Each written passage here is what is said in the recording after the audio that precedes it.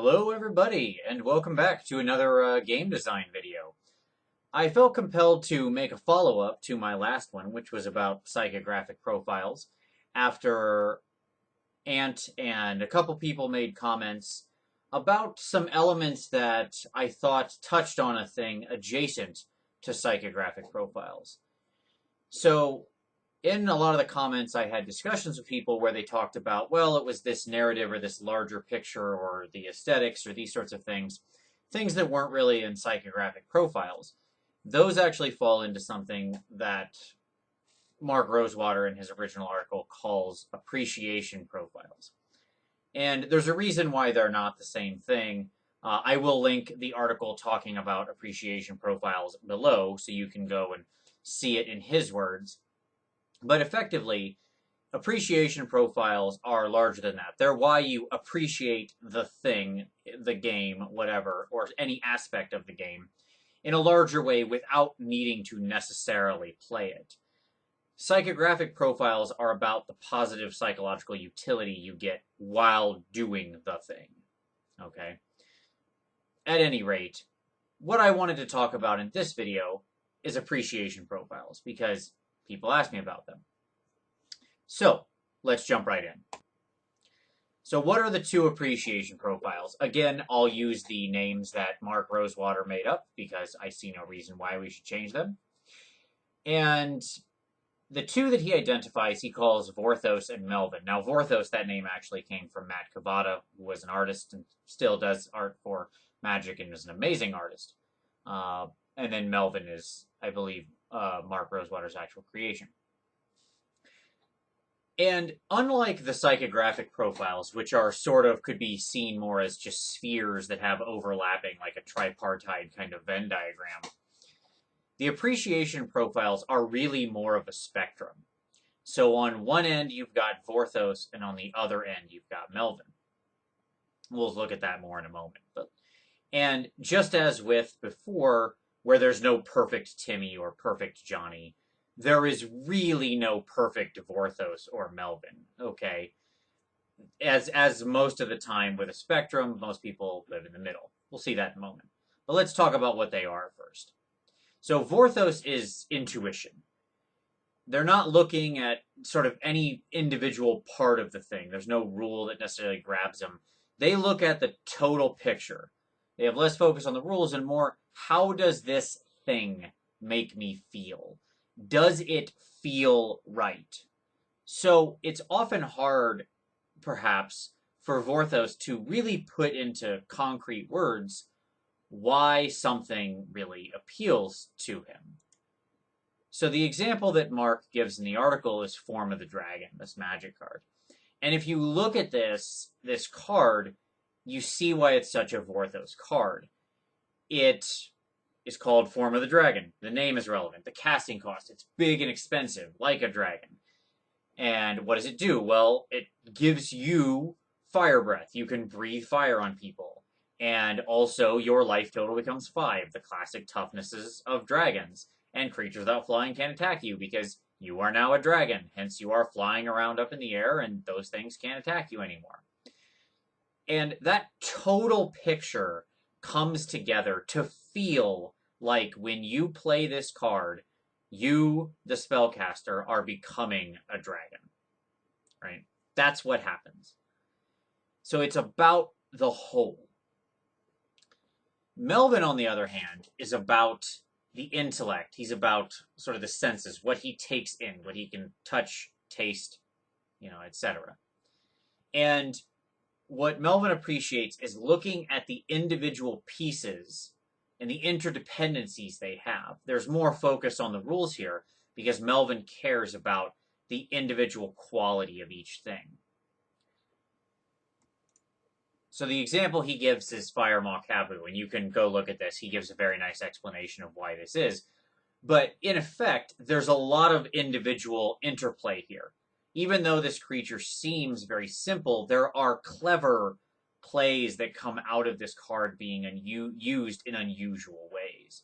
So it has a lot of different things it can do. Its pieces interact smartly. So it's not that he doesn't look at the total. There is a sort of totaling of its value, but that only comes at the individual counting. Melvin can more often say why he likes a thing. Well, I like the thing because it can do this, and then it can do this, or I can do A and B together to make C, which is something new, or I can be sneaky and do D, right? And it's because of those things that it comes together. To go outside of Magic cards to maybe something that's a little more, to other strange references, or maybe to broaden this out, Ant from the Sustainable Center sent me a video about a gentleman talking about this game.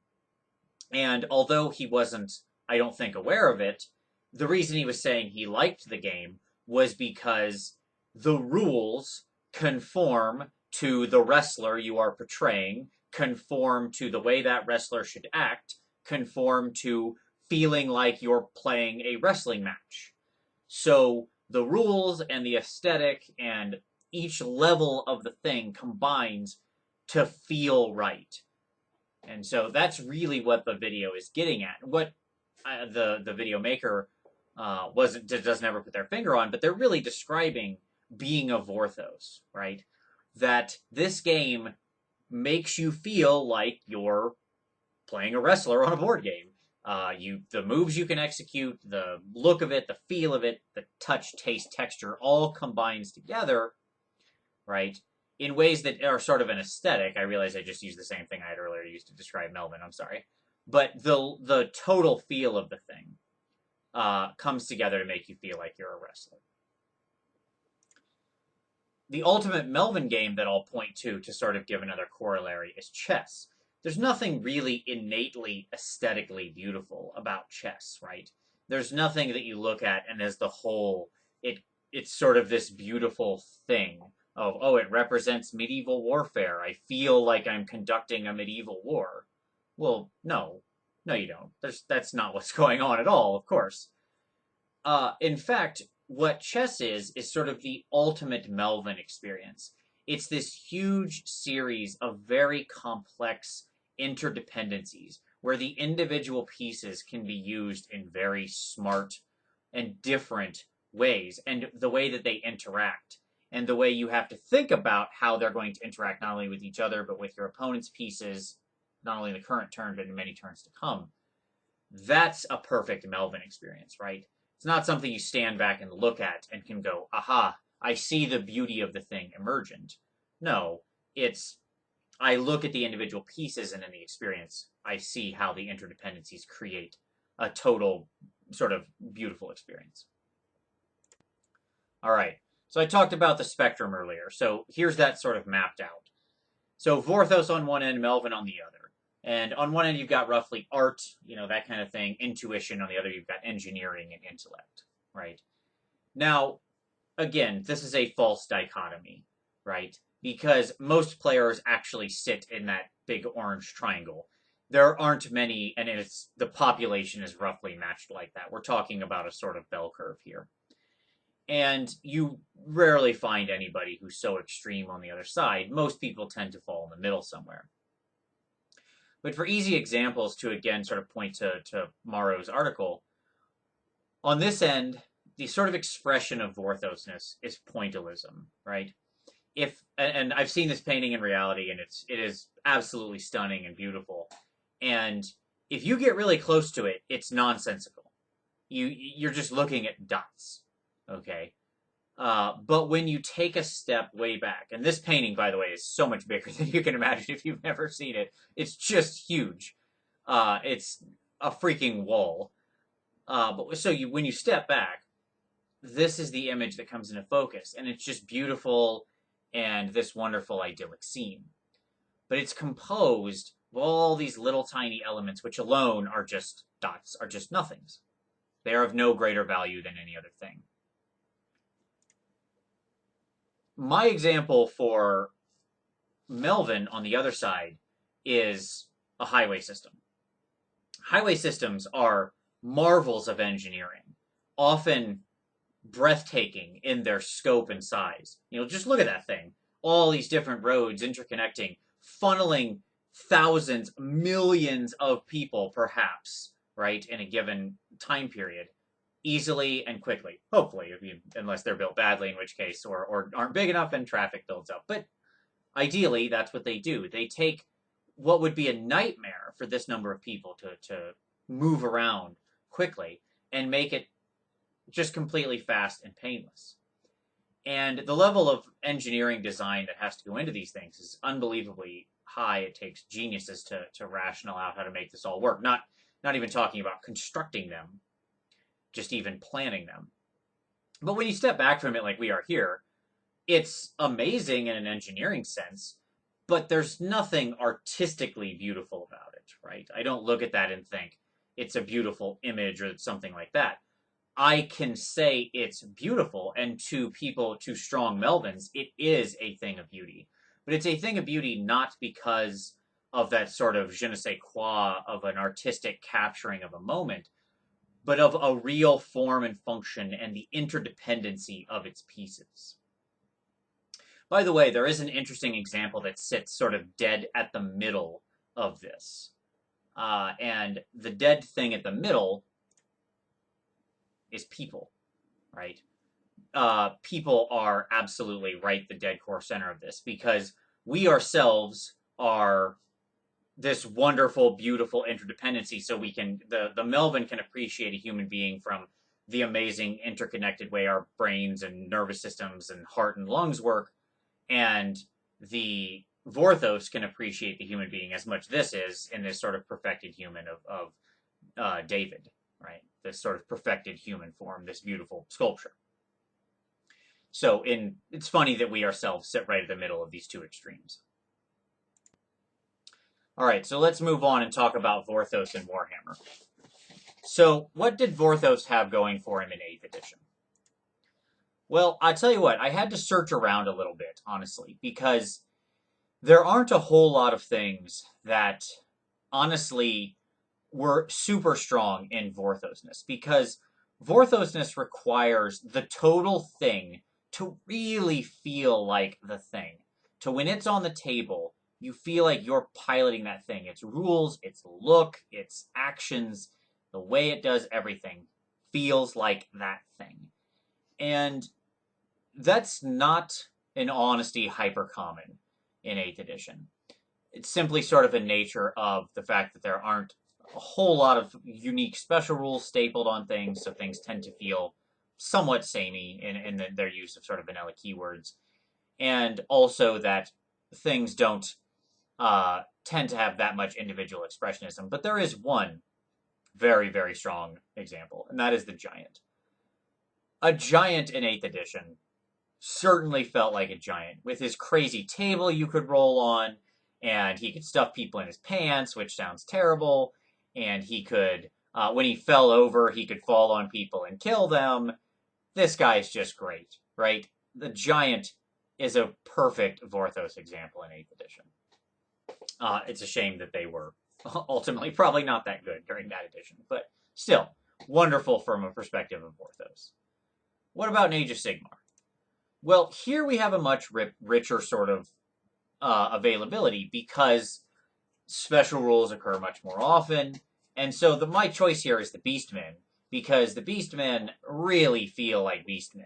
They're a big herd, they all get bonuses from being together and with each other, they can run and charge, and they have all these special rules about just leaping across the table hyper fast as a big clan where they just want to run forward like wild men and smash into you.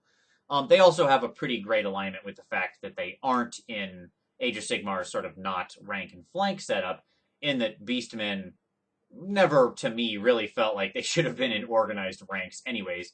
These are a bunch of lunatic mutants that should just be running forward like kind of crazy people just out for blood. So even the game itself very much suits, in my estimation at least, the total Vorthosness of the Beastmen.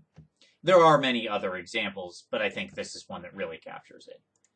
And so, ultimately, I'm going to argue that the Vorthos-ishness, that's a fun one, is higher like this. The spectrum looks like that. It is not non-existent. It is existent in both to eliminate the double negative. But it is stronger in the Age of Sigmar. Let's talk about Melvin in Warhammer.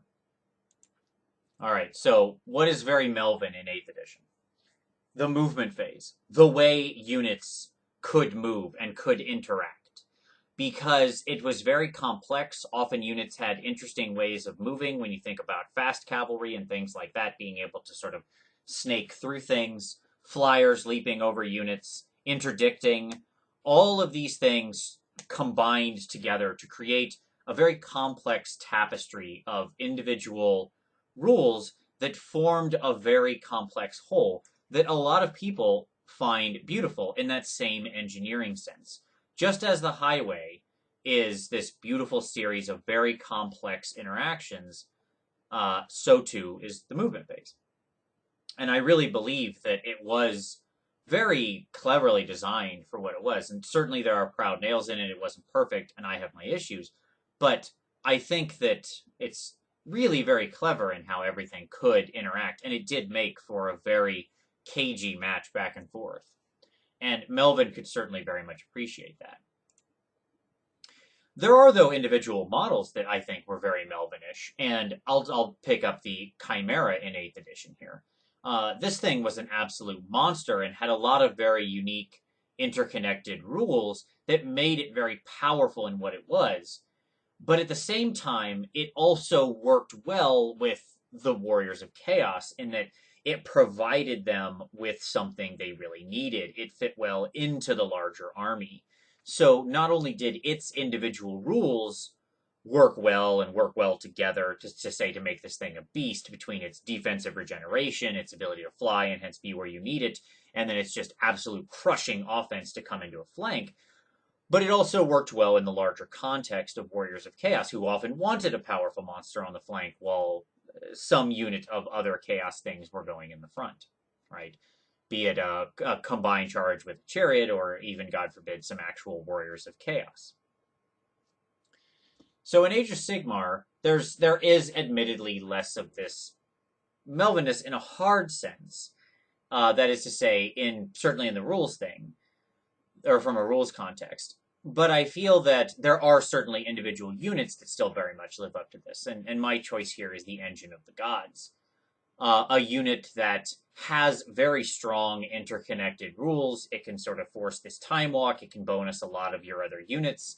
It has great interdependency with the Slann, and its very existence makes the Slann more useful because the Slann makes him better. He is summonable by the Slann, and what does he do when he shows up? He can give you all sorts of crazy effects, up to and including extra turns. But all of this is on this massive body that has a ton of wounds and is also fairly offensively powerful. So it has a lot of strong interdependent pieces that can be used in very different ways, which is something Melvin likes. And there are certainly other examples as well. And so here we get the Melvinishness. I think this is a gentler curve than the previous example, but I think it is still the case that Melvin could find more in 8th edition. So conclusions. All right. So my conclusions and my ultimate argument is this. Vorthos finds more options in AOS because each unit has all of these sort of special rules that more effectively make it feel like the thing. There's this maybe hard to put your finger on aspect, but when you're playing this Beastman or this Gorgon or whatever, it feels more like that thing should. And I think monsters especially really benefited from this, but certainly individual units and characters, this is also true. Melvin found more in 8th edition as there's more rules to go around, and the rules-heavy nature meant that there are more ways that these things could cleverly, independently act. The reality is rules do matter to Melvin. They're not the end-all be-all, but you need a fair host of rules because you need to have things underpinning those interactions. Now, Melvin can still find plenty of good interactions in Age of Sigmar through things like keyword interactions and stuff like that, so it's not a desert by any stretch. I only mean that, in general, not only could the individual units have that in 8th, but also the larger game context could often more easily take that in. However, here is what I will say. One of the most common responses that I got in the last video was, well, I'm this, but I don't necessarily feel like the conclusion matches me. And I think that's true. I think that's, one, because there are subsets of all of these. As I said, no one is a perfect Johnny or Timmy or Spike or Vorthos or Melvin. All of these things can be intermingled and mixed. So these appreciation profiles work with the previous psychographic profiles. You could be a Timmy, Johnny, Vorthos, or some point on the spectrum, right? So all of these combine in many unique and interesting ways. And of course, you as an individual are not going to get wrapped up in a few words. When we make these sorts of generalizations, we're doing just that. We're talking about people in the aggregate. But the one aspect I haven't talked about the most, yet that is the most important, is tradition. So appreciation profiles, more than psychographic profiles, are very susceptible to the power of tradition. Put more simply, change is very dangerous. Okay? What we appreciate, the aesthetic we come to appreciate, or the interdependency of rules we come to appreciate, and the way those rules are structured, is very heavily dependent on when we get exposed to the thing. Appreciation gets anchored, and I'll do a separate video sometime about anchoring. I think I might have done one in the past. But anchoring is this thing where once we're sort of exposed to it and we come to appreciate it for those reasons, a new thing that can be appreciated for different reasons is rejected, regardless of its quality. Not always, but often. And I will prove that to you with a different example right now. And that is Batman. So what's here in this picture is Batman 66, right? Which I certainly watched a bunch of when I was a kid. Is this Batman? Is this really Batman? Do you like this Batman? Is Batman 66 a good Batman? Is this a true representation of Batman? How about this one? The Dark Knight Batman. Now, I personally have a lot of problems with the Dark Knight Batman, and I would actually argue, very controversially, I'm sure, that Batman 66 is a more accurate representation of the true character of Batman than the Dark Knight Batman. But don't hate on me for that. Both are very good. Both of these are incredibly strong tellings of a really complex and interesting character. But here's the trick. Neither of these are really Batman. That is to say, in as much as this matters. This is the image of the origin of Batman from Bill Finger from 1938, issue 33, I think. That sounds about right. So it took that many issues of Detective Comics before we even learned Batman's backstory. And this is it. It's 2 pages. This happens, they come out, parents get shot, he learns science, he works out, a bat flies in his window, and he's like, yep, that's it, I'm going to be Batman. So all of these are much different than what was sort of the original conception of Batman, and even that was 30 issues in before we got there. But all of these are just different things of the character. But it's easy for us to reject them because they're not the way we were originally exposed to the character or came to love the character, right? So my point is that, especially with these appreciation profiles, they don't happen in a vacuum. We don't come to these things fresh. So new players who happen to have these sort of appreciation profiles coming to Age of Sigmar or 8th edition may appreciate things very differently than you, and that's okay. 2 people could be Vorthos, look at the same thing, and get very different responses, because that's the nature of art. 2 Melvins could look at the same thing and have 2 very different responses, because they might appreciate the rules interaction in different ways. And that's okay too. My point with this is appreciation profiles vary greatly, but they are interesting to think about, and to think about where you fall in the spectrum of are you more intuitive, do you appreciate things more for their sort of totality, their aesthetic, or do you appreciate them more from the individual components and how those components work together? So that's appreciation profiles. I hope you think this is cool. This is the companion to psychographic profiles, which was the previous video, which I will also link below. So you can check out that article. I'll also link the video that Anthony from the Sustainable Center sent me, where the gentleman talks about the wrestling game, which was a very cool video that he breaks down a lot of good thoughts on. It was definitely worth checking out. So there you go. Hope you enjoy. As always, We'll see you next time.